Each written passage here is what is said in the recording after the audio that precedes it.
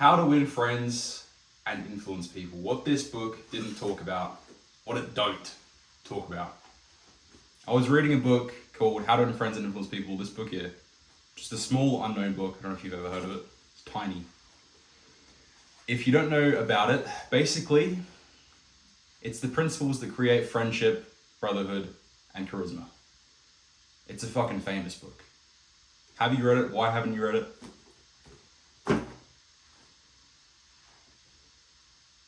It's got something that most people don't speak about, or at least it outlines it. It's not in this book, but it outlines it. I've made a few videos about flirting and body language and eye contact. This one talks about a power which is probably the most powerful part of charisma, what I'm about to say at least. You can't really find people talking about it this much, especially online, and because it's definitely not massively spoken about compared to eye contact and other things. If you don't know, I'm reading off a script right now, but you're gonna have to forgive me for that, okay? There's a lot of stuff to talk about with this. Dale Carnegie, the guy who authors that book, talks about smiling, remembering names, and leading, but he doesn't talk about the power of friendly touch, and not a weird way. If you touch someone, pat them on the shoulder, give them a hug, push them a bit in a playful way, you build a connection that is undeniable, and it builds trust and friendliness, really, is what I'm trying to say. Patting someone on the shoulder or hugging them is really the best way to build trust with someone. It's the best way of showing them that you're being friendly with that person and that you like them. Not in a way that's necessarily attraction, but to one of your friends. This is why people do it to their friends. And as soon as I started doing this around my friends, they would do it back to me. Even though I used to be a cold person who didn't really express myself that much through my body, and I would always be standoffish and I wouldn't start the conversation, I learned through the power of touch that there's lots of things to be gained in your life about it. As a kid, I remember I would always push my brother or, wrestle with him or pat my friends on the shoulder as we were on the trampoline or at school lunch. And as soon as I got to high school, that stopped. Now, there's a few memories that I can think of as to why I stopped wrestling people. That's a different story. That makes sense. I got thrown against the fence. That's what happens. I stopped. What happened? Basically, I think that the education system just happens to not really include a lot about the psychology behind how people treat each other, and by getting in scruffles with your mates and your friends and just patting them on the shoulder and being like physical with them, at least in not a weird way, you can do a lot of really, really, really important things in social interaction. I know a lot of the West in the world, we don't really use touch that often. Also, Russia doesn't really touch. We're known for not really being physical in contact unless it's like a handshake. Other parts of the world do get very physical, and that's why their connections are a lot more family based and that sort of thing. That's just a generalization, but I think you know what I mean by that. The difference between a warm person, like what I am now, and a cold person is like what I used to be, is that a person who is warm is a person who can show affection, and a person who is cold is a person who shows little to no affection or can't show affection. So this is pretty important. You can imagine for hard times in anyone's life, in a society, this is why you see suicide prevention movements promoting telling your friends you love them or hugging them. And you guys might have seen that video. I just thought of it now. That video of that guy on the motorbike and he gets off his bike or is pulled over or something like that. I think it's snowing, and this guy just offers him a hug and he's like, yeah, I need this hug. Because who knows what he would have done without that hug. This is the bottom line of taking care of other people. Physical touch, good physical touch. Also, for flirting. If you use it in the right way, being a cold person, being a warm person, using friendly touch, you can really create attraction in the other person that you're interested in. Before I get into that, people that are cold think that they're more attractive because they're cold and they're more mysterious. This can be true if you're also confident with touching people and being warm.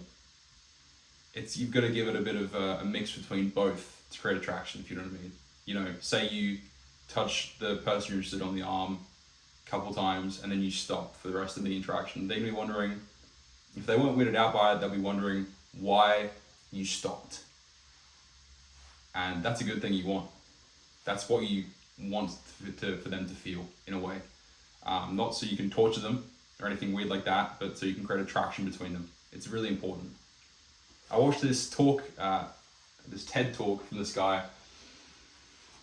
I think the video is called The Power is in the Palm of Your Hands, basically. And it was a really helpful video because it basically talked about the importance of physical touch and basically where the handshake comes from. Basically, it started in ancient Rome, and it was a way to decide who was going to get the rewards that night after war, I think, loosely. Basically, if you have a dominant handshake or a less dominant handshake than the person you're talking to, not submissive, but less dominant, you'll see results in the way that you go about the interaction and how you perceive that person later on. It's really mind-opening. You should look at the video. I'll put a link in the description about it. So the powerful versus weak position, I won't go into the actual details of it, but basically there are different ways you can go about handshaking and physical contact that will change how you're perceived. A friendly touch is a powerful, warm touch. And if you're cold as a person and you don't want to change, you're going to miss out. This is just what I'm trying to say in general. You know, warm and powerful is where you want to go, or at least have the skill to. If you're too cold as a person by not expressing yourself and not touching or doing anything like that, or not handshaking, and these weird rules that we have as humans, then you're going to miss out on vital interaction. And if you can't do it and you feel really awkward doing it because of your family life or something like that, that makes much more sense. If you can work through it, it's superpower. It is a superpower. I'll give you an example. Jack Harlow is someone who openly says that he's a fucking warm person, and he goes in interviews saying that. And this isn't only through touch, but through his compliments that he gives and through his smile. That's true. He is usually pretty constant with a pat on the person he's talking to his arm, or physical touch, or when he's flirting with Saweetie, what did he do? He like shook her hand or something like that. And then she said his hand was shaking. It wasn't shaking. But everyone who was watching it and everyone who was in the environment knew that they were flirting with each other. That is also because of the touch, one of the main things. One of the the handshake they made was the main thing of their flirting. So his touch made an instant connection with the girl he was talking to, and as long as she was interested, they both enjoyed it. You could see that they both enjoyed it, and as long as she's interested, that was a good thing. If you're scared to touch, there are some pretty stock standard rules that you can follow for this. When you're flirting with someone, usually only touch the person's hand or arm, and if that's when you're starting with flirting, and usually hold it for about 1 to 2 seconds. When you're with your mates, or your friends, you can touch them on the upper back, shoulders, legs, not in groin, no way inside, just stay away from that area when you do this with your mates. 1 to 2 seconds, like I said before with the flirting, is a solid rule and a foundation for the touch rule that I'm talking about. Without making it creepy, this is how you make it not creepy.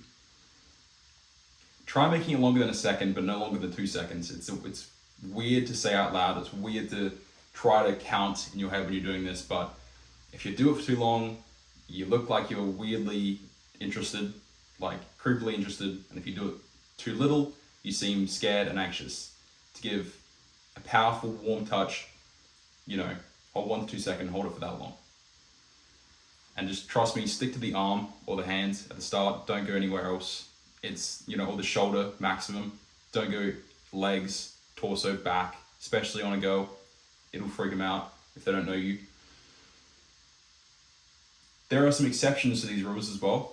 Some people don't like touches They don't like being touched. I have a lot of friends who actually like this, who I learned the hard way. They don't like being touched. People who don't like being touched, you don't have to touch them. You just have to have the courage to find out. Courage can change any outcome.